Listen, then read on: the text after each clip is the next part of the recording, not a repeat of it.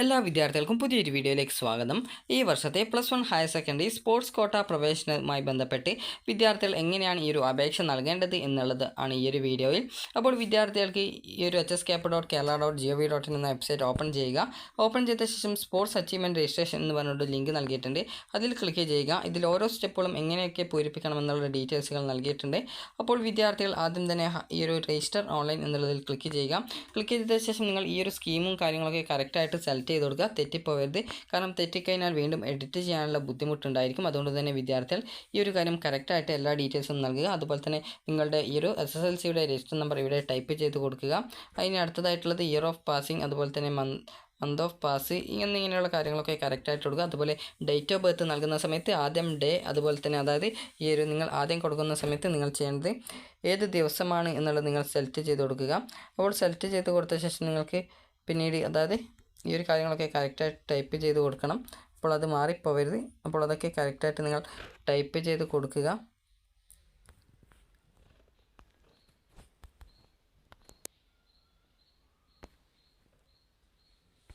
അതിനുശേഷം നിങ്ങൾക്ക് ഈ ഒരു രീതിയിൽ മാസം ഒക്കെ കറക്റ്റായിട്ട് സെലക്ട് ചെയ്ത് കൊടുക്കാം. അതിനുശേഷം ദിവസം ഇതൊക്കെ കറക്റ്റായിട്ട് സെലക്ട് ചെയ്ത് കൊടുത്തു കഴിഞ്ഞാൽ നിങ്ങൾക്ക് ഇതേ രീതിയിലാണ് വരിക. ആദ്യം ദിവസം, പിന്നീട് മാസം, പിന്നീട് വർഷമാണ് വരിക. ഇത് കറക്റ്റായിട്ട് കൊടുക്കുക. അതിനുശേഷം ക്യാപ്ച ചോദിക്കേണ്ടത് ഇവിടെയാണ് ആ ഒരു ക്യാപ്ച വന്നിട്ടുള്ളത്. അത് കറക്റ്റായിട്ട് ഈ ഒരു ഇതിൽ കാണുന്ന കുറച്ച് അക്ഷരങ്ങളാണ് ആ ഒരു ക്യാപ്ച എന്നുകൊണ്ട് ഉദ്ദേശിക്കുന്നത്. അതായത് അക്കങ്ങളാണ്. അപ്പോൾ ആ ഒരു അക്കങ്ങൾ ഇവിടെ കൊടുക്കുക. അതിനുശേഷം സബ്മിറ്റ് ചെയ്യുക. അത് സബ്മിറ്റ് ചെയ്യുന്നതിന് മുമ്പായിട്ട് നിങ്ങൾ നൽകുന്ന ഡീറ്റെയിൽസ് ഒക്കെ കറക്റ്റ് ആണ് എന്നുള്ള കാര്യം പ്രത്യേകം ശ്രദ്ധിക്കേണ്ടതാണ്. അപ്പോൾ അതിനുശേഷം നിങ്ങൾക്ക് സ്പോർട്സ് അച്ചീവ്മെൻറ്റ് രജിസ്ട്രേഷൻ ചെയ്യാനുള്ള പേജ് വരും. അതിൽ നിങ്ങൾ ഏത് ഇനത്തിലാണ്, അതുപോലെ തന്നെ ഇത് ന്യൂ റെക്കോർഡാണോ, അതുപോലെ തന്നെയുള്ള ഡീറ്റെയിൽസ് ഒക്കെ ചോദിക്കും. അപ്പോൾ ആ ഒരു ഡീറ്റെയിൽസ് ഒക്കെ നിങ്ങൾ കറക്റ്റായിട്ട് കൊടുക്കുക. ഇവിടെ ഹൗ ടു രജിസ്റ്റർ എന്ന് പറഞ്ഞുകൊണ്ട് ഒരു ലിങ്ക് കൊടുത്തിട്ടുണ്ട്. അതിൽ നിങ്ങൾ ക്ലിക്ക് ചെയ്ത് കഴിഞ്ഞാൽ ഇങ്ങനെ രജിസ്ട്രേഷൻ ചെയ്യണം എന്നത് സംബന്ധിച്ചുള്ള വിശദമായിട്ടുള്ള നിർദ്ദേശങ്ങൾ നിങ്ങൾക്ക് അതിൽ കിട്ടുന്നതാണ്. അപ്പോൾ ഇങ്ങനെ നിങ്ങൾ രജിസ്ട്രേഷനൊക്കെ കംപ്ലീറ്റ് ചെയ്ത് കഴിഞ്ഞാൽ നിങ്ങൾക്ക് ഒരു പ്രിൻ്റ് ഔട്ട് കിട്ടും. അപ്പോൾ ആ ഒരു പ്രിൻ്റ് ഔട്ടും അതുപോലെ നിങ്ങളുടെ ആപ്ലിക്കേഷൻ നമ്പർ, പാസ്വേഡും കറക്റ്റായിട്ട് നിങ്ങൾ അതായത് പിന്നീട് സൂക്ഷിച്ച് വെക്കേണ്ടതായിട്ടുണ്ട്. അപ്പോൾ അങ്ങനെ ഒരു രജിസ്റ്റർ അതായത് ഒരു പ്രിൻ്റ് ഔട്ട് കിട്ടിക്കഴിഞ്ഞാൽ ആ ഒരു പ്രിൻ്റ് ഔട്ടും അതുപോലെ തന്നെ നിങ്ങളുടെ ആ ഒരു സ്പോർട്സ് അച്ചീവ്മെൻറ്റ് തെളിയിക്കുന്നതിന് ആവശ്യമായിട്ടുള്ള ഡോക്യുമെൻറ്റ്സും എടുത്തുകൊണ്ട് ജില്ലാ സ്പോർട്സ് കൗൺസിൽ ഓഫീസിൽ പോവുക. ഇവിടെ പോയി കഴിഞ്ഞാൽ നിങ്ങൾക്ക് ഒരു സ്കോർ കാർഡ് നിങ്ങൾക്ക് ലഭിക്കുന്നതാണ്. അപ്പോൾ ആ ഒരു സ്കോർ കാർഡ് ലഭിച്ചു കഴിഞ്ഞാൽ പിന്നീട് വിദ്യാർത്ഥികൾക്ക് ഇവിടെ ക്രിയേറ്റ് കാൻഡിഡേറ്റ് ലോഗിൻ സ്പോർട്സ് എന്ന് പറഞ്ഞുകൊണ്ട് ലിങ്ക് കാണാൻ സാധിക്കും. ഈ ഒരു ലിങ്കിൽ ക്ലിക്ക് ചെയ്തുകൊണ്ട് വിദ്യാർത്ഥികൾക്ക് ഏത് ജില്ലയിലെ അതായത് ഈ ഒരു സ്പോർട്സ് സീറ്റിലേക്കാണ്, അതായത് സ്പോർട്സ് കോട്ട സീറ്റിലേക്കാണ് അപ്ലൈ ചെയ്യുന്നത്. ആ ഒരു ജില്ല സെലക്ട് ചെയ്യുക, സബ്മിറ്റ് ചെയ്യുക. ഇതിൽ പറഞ്ഞ പ്രകാരമുള്ള ഡീറ്റെയിൽസുകൾ, അതായത് നിങ്ങൾക്കൊരു രജിസ്ട്രേഷൻ ചെയ്തപ്പോൾ, അതായത് അച്ചീവ്മെൻറ്റ് രജിസ്ട്രേഷൻ ചെയ്തപ്പോൾ നിങ്ങൾക്കൊരു രജിസ്ട്രേഷൻ നമ്പർ കിട്ടിയിട്ടുണ്ടാകും. ആ ഒരു രജിസ്റ്റർ നമ്പർ ഇവിടെ നൽകുക. അതുപോലെ സ്കീം, അതുപോലെ തന്നെ രജിസ്റ്റർ നമ്പർ, നിങ്ങൾ SSLCയുടെ രജിസ്റ്റർ നമ്പറാണ് ഇവിടെ കൊടുക്കേണ്ടത്. അതുപോലെ തന്നെ അടുത്തത് ഏത് മാസമാണ്, അതുപോലെ തന്നെ ഏത് വർഷമാണ് എന്നിങ്ങനെയുള്ള ഡീറ്റെയിൽസൊക്കെ കറക്റ്റായിട്ട് കൊടുത്തിട്ടുണ്ട്. അപ്പോൾ ഇതൊക്കെ നിങ്ങൾ കറക്റ്റായിട്ട് കൊടുക്കുക. നേരത്തെ പറഞ്ഞതുപോലെ തന്നെ ഡേറ്റ് ഓഫ് ബർത്തും മൊബൈൽ നമ്പറൊക്കെ കറക്റ്റായിട്ട് തെറ്റിക്കാതെ കൊടുക്കുക. ഇങ്ങനെ നൽകിയ ശേഷം നിങ്ങൾക്ക് സാധാരണ കാൻഡിഡേറ്റ് ലോഗിൻ ക്രിയേറ്റ് ചെയ്യുന്ന രീതിയിൽ കാൻഡിഡേറ്റ് ലോഗിൻ ക്രിയേറ്റ് ചെയ്യാൻ സാധിക്കും.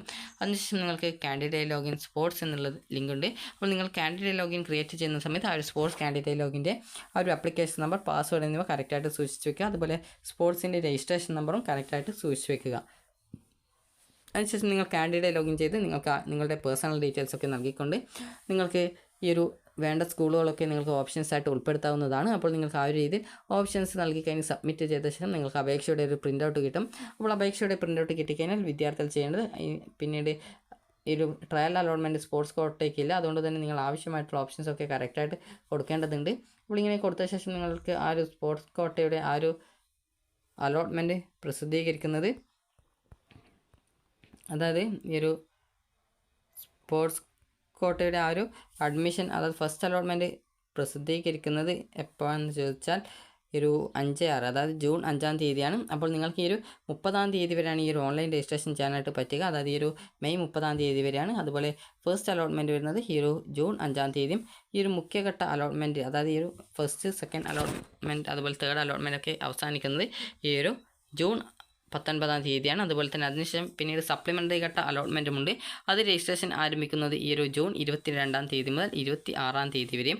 അതിൻ്റെ സപ്ലിമെൻ്ററി ഘട്ട അലോട്ട്മെൻറ്റ് റിസൾട്ട് വരുന്നത് 28-ാം തീയതിയാണ്, അത് ജൂൺ 28-ാം തീയതിയും. അതിനുശേഷം ആ ഒരു അഡ്മിഷനൊക്കെ അവസാനിക്കുന്നത് ഈ ഒരു ജൂലൈ 1-ാം തീയതിയും. അതിനുശേഷം ബാക്കി ഈ ഒരു സ്പോർട്സ് കോട്ടയിൽ ജൂലൈ 1-ാം തീയതിക്ക് ശേഷം സീറ്റ് വരികയാണെങ്കിൽ ആ ഒരു സീറ്റുകൾ മെറിറ്റിലേക്ക് കൺവേർട്ട് ചെയ്ത് ആ ഒരു സപ്ലിമെൻ്ററി അലോട്ട്മെൻറ്റിനായിട്ട് പരിഗണിക്കും. അപ്പോൾ സ്പോർട്സ് കോട്ടയിൽ അച്ചീവ്മെൻറ്റ് നേടിയിട്ടുള്ള വിദ്യാർത്ഥികൾക്ക് സ്പോർട്സ് കോട്ട അഡ്മിഷൻ നേടുന്നതിനുള്ള അവസരമാണിത്. അപ്പോൾ നിങ്ങൾക്ക് എന്തെങ്കിലും അച്ചീവ്മെൻറ്റ്സ്, അതായത് നേട്ടങ്ങൾ ലഭിച്ചിട്ടുണ്ട് സ്പോർട്സ് സ്പോർട്സിൽ പങ്കെടുത്തുകൊണ്ടെങ്കിൽ നിങ്ങൾക്ക് ഈ ഒരു സ്പോർട്സ് കോട്ട പ്രവേശനത്തിനായിട്ടുള്ള അപേക്ഷ സമർപ്പിക്കാവുന്നതാണ്. അപ്പോൾ നേരത്തെ പറഞ്ഞിട്ടുള്ള ആ ഒരു സ്റ്റെപ്സൊക്കെ നിങ്ങൾ ചെയ്യുക.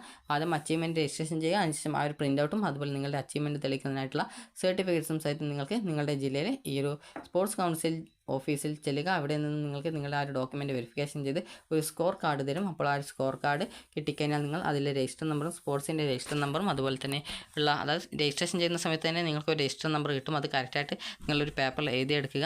അപ്പോൾ നിങ്ങൾക്ക് ഈ ഒരു രീതിയിൽ ഈ ഒരു അപേക്ഷ നൽകാവുന്നതാണ്. അപ്പോൾ സ്പോർട്സ് കോട്ടയിൽ അപേക്ഷ നൽകാതെ വിദ്യാർത്ഥികളുണ്ടെങ്കിൽ ആ ഒരു അപേക്ഷ നൽകുക. അപ്പോൾ ഈ ഒരു വീഡിയോ ഉപകാരപ്രദമായിട്ടുണ്ടെങ്കിൽ ലൈക്ക് ചെയ്യുക, ഷെയർ ചെയ്യുക. Thank you for watching.